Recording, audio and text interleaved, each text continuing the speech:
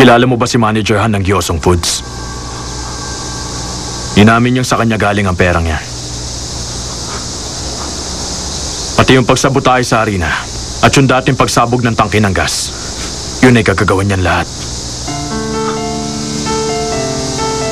Ikaw ang magsabi ko anong dapat gawin sa kanya. Basta, susundin ko ang ipagagawa mo. Kung gusto mong patayin ang lalaking yan, papatayin ko siya. Maawa kayo. Kung gusto mong iharap siya sa pamilya Palbong, kakalad ka rin kung walang hiyang yan sa harap nila para magtapat siya. At sa kung ganun mong malilinis ang pangalan mo sa nangyari, lahat ng kaguluhang nangyayari ay may iaayos natin. Anong gusto mo? Maawa na kayo.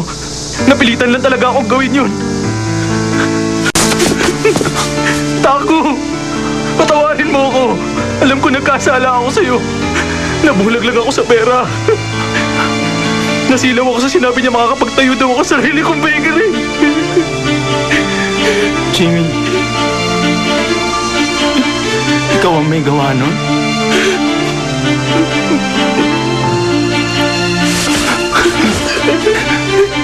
Paano mo yun nasikmura? Wala ka bang konsensya? Dahil lang sa pera? Paano kung tuluyan ako nabulag sa ginawa mo? Paano kung napatay mo ako? Hayop ka! Alam ko wala ka patawaran yung nagawa ko, Taco. Maawa ka. Parang awa mo na. Alam ko buhay ang kapalit sa ginawa ko. Pero nakikiusap ako, patawarin mo ako. Pag nalaman to nila, boss, tiyak na palalayasin nila ako sa bakery. Taco, wala na ako ibang pupuntahan. Wala ako ibang trabaho, alam ko dito. Maawa ka. Maawa ka, Taco. Patawarin mo ako sa ginawa ko sa'yo.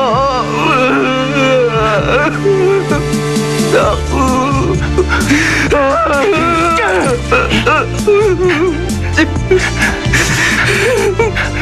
Hindi mo alam ang halaga ng kompetisyon sa akin.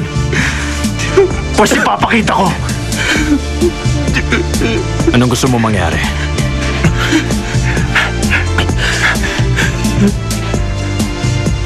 Tago? Tumayo ka dyan. Maawa ka. Patawarin mo ako. Sinabi lang tumayo ka dyan!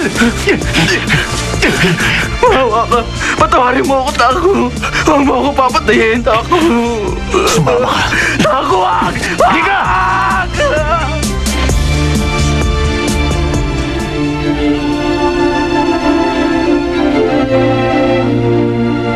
Hindi ka marunong gumanti at wala ka rin kakayahang magalit. Dahil higit kanino man, ikaw ang nakakaalam na mahirap din na magalit. Ako ang pinagsususpechahan nila eh. Hindi nga ako makapasok sa loob ng bakery. Ikaw, Jamie, gusto ko makita na manalo ka doon. Kailangan manalo kayo sa competition. Jamie, anong ginagawa mo?